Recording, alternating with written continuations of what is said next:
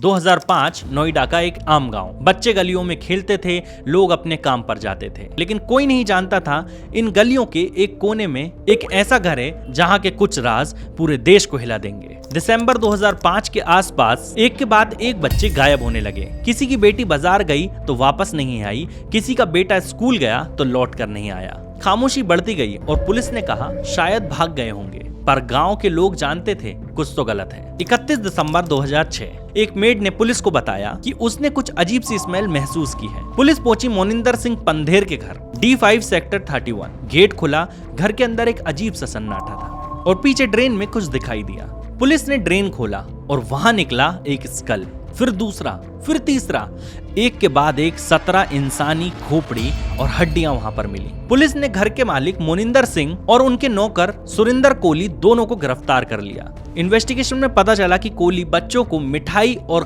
काम का झांसा देकर घर लाता था और फिर उनके साथ बलात्कार करता था और उन्हें मार डालता था। उसके बाद उनके शरीर के टुकड़े कर ड्रेन में फेंक देता था। सीबीआई रिपोर्ट के मुताबिक कोहली ने कुछ केसेस में इंसानी मांस भी खाया और उनको पकाकर डिस्पोज किया। ये डिटेल सुनकर पूरा देश हिल गया। 2007 में केस सीबीआई के हवाले हुआ। कोहली ने 16 मर्डर एक्सेप्ट किए, लेकिन पंडेर ने कहा मैं उस वक्त घर पर नहीं था। सीबीआई ने अलग अलग 16 केसेस बनाए।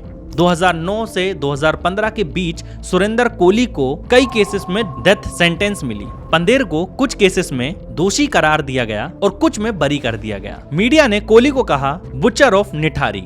उनको बेल मिलने के कारण देश भर के लोग सड़कों पर आ गए। इंसाफ चाहिए के नारे लगने लगे। चाइल्ड सेफ्टी पर सवाल उठने लगे, क्या गरीब बच्चों के लिए जस्टिस नहीं होता? निठारी अब एक नाम नहीं, एक डर बन गया है।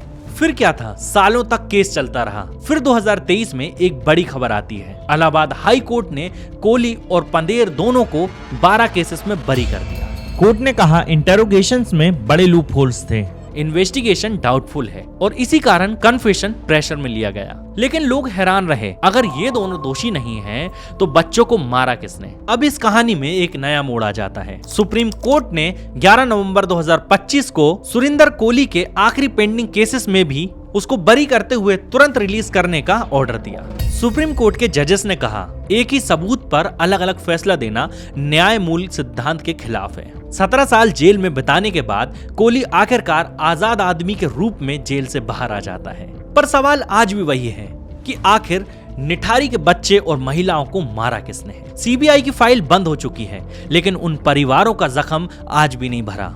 एक माँ के लिए उसके बच्चे का नाम फाइल में अननोन बॉडी नंबर 12 लिखा गया था। सोचो उस माँ पर क्या बीतती होगी जिसने अपने बच्चों को खोया है और आज तक उसका जवाब किसी के पास नहीं। निठारी हत्याकांड सिर्फ एक क्राइम स्टोरी नहीं, ये एक सिस्टम की कहानी है जो तब जागता है जब बहुत देर हो चुकी होती है। आज भी जब कोई माँ अपने बच्चे को स्कूल भेजती है तो उसके दिल में वो डर आज भी छुपा होता है कि कहीं कोई निठारी कांड ना हो जाए। और आज भी ये केस एक राज बन के रह गया है। मेरा नाम है दुर्गेश नरवरिया और ऐसी और भी स्टोरीज के लिए सब्सक्राइब करें इस चैनल को।